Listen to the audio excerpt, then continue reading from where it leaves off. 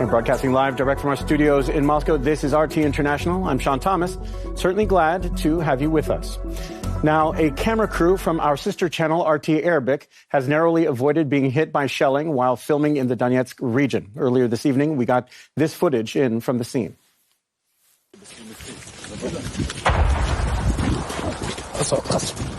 Как только приблизились к пострадавшему дому, здесь начался обстрел, стреляет близко очень. Нам приходится пока здесь сидеть, так как обстрел со стороны украинской армии усиливается, продолжается. Вот, спрятались за стеной, слышите выстрелы. Нам пока приходится вот так сидеть. Вот нам говорят, что стихло пока чуть-чуть, и можно идти назад. Мы не... Ага. Так что вот уходим отсюда, пока относительно тихо. Thousands of people are being evacuated from the self-proclaimed Donbass republics in eastern Ukraine. That's after officials warned that Kiev could attack them at any moment, with both sides reporting frequent shelling across the front lines. Those at boarding schools and orphanages are first in line to be rescued. Children have been taken onto a bus to safety in Russia. And women and the elderly also have priority status in the move. We are going to Russia, running away from the shelling with my wife and our daughter and granddaughter. I hope they'll meet us and receive us. It really hurts. I don't want to leave. We are worried about everything. We are very worried. Our entire family is going to Russia, 5 people. There's such tension here. In the morning, there was an explosion again. Let's hope for the best. Russians don't abandon their own. A reminder of how we got to the current situation. The breakaway republics declared independence after a Western-backed uprising overthrew the government in Kiev in 2014.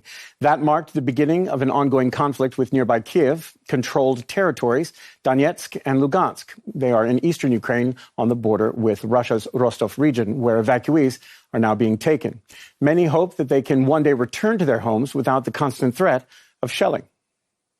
I came here from Donbass together with my children. Yesterday I was walking to work, but it's impossible, so much shelling. They told us about evacuation, and in an hour we gathered everything that we could and came here. I don't want to come back. It's very dangerous there. I lived there and don't want to anymore. If Donbass forces are there, it's okay. But as soon as they leave, they'll invade immediately. They say if they get to our territory, to Donbass, no one will be left. They won't even spare children. They'll destroy everyone. They want our land. Our men won't let them in. That's what we pray for. They're holding up, have been holding up for 8 years, not letting them in. So we hope we'll be able to return home. It'd be good if we had anywhere to return to, and that our relatives were okay there. My boy, my grandchild, when we were under shelling, we ran outside and there was a shooting star. He asked me, Granny, what did you wish for? And I asked him back what was his wish. He said, I want this war to be over sooner. He was 4 years old then.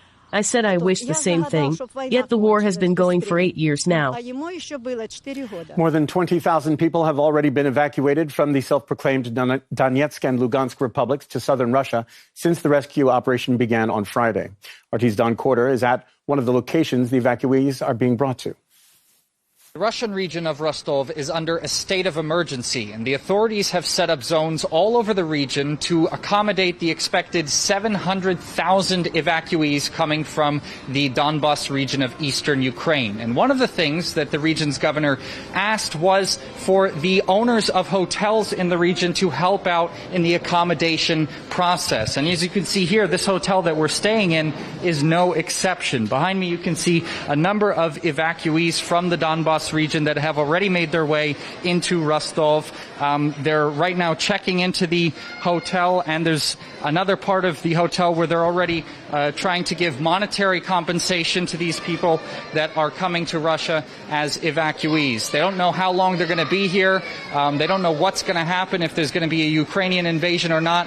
But as for right now, this is their reality.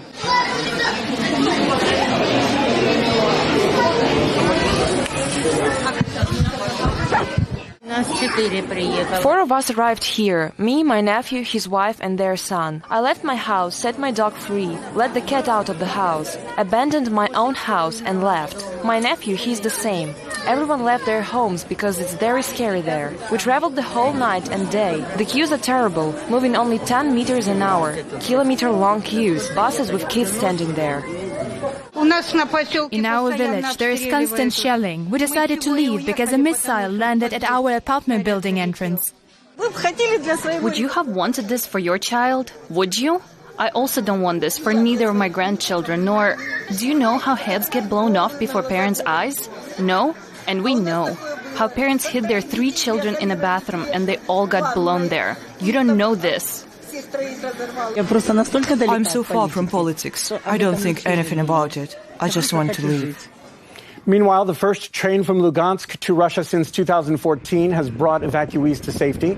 Local officials say it is carrying more than 600 people, stopping at 2 other locations before crossing the border. This comes as the heads of the Donbass region announce a general mobilization. RT's Roman Kosorov reports from central Donetsk.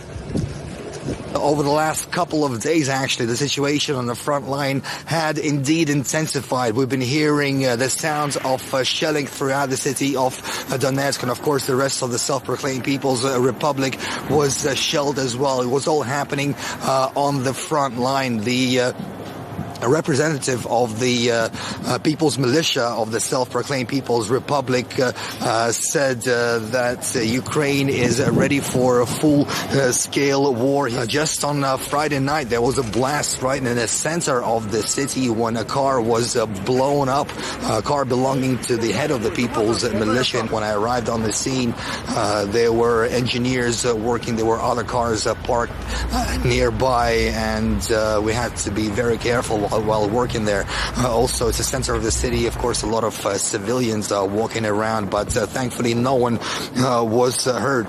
Also, what we're getting from the local press service, a power station and water pumping plant were also damaged by shelling, and as the result, nearly 2 million people are now left without any water supplies, and those people live in 40 towns on both sides of the conflict. Nevertheless, the leaders of both republics have announced mobilization of armed forces in both republics. I'm actually standing outside of one of these centers where people are coming over to sign up, and this is what Denis Pushilin said when he talks about mobilization.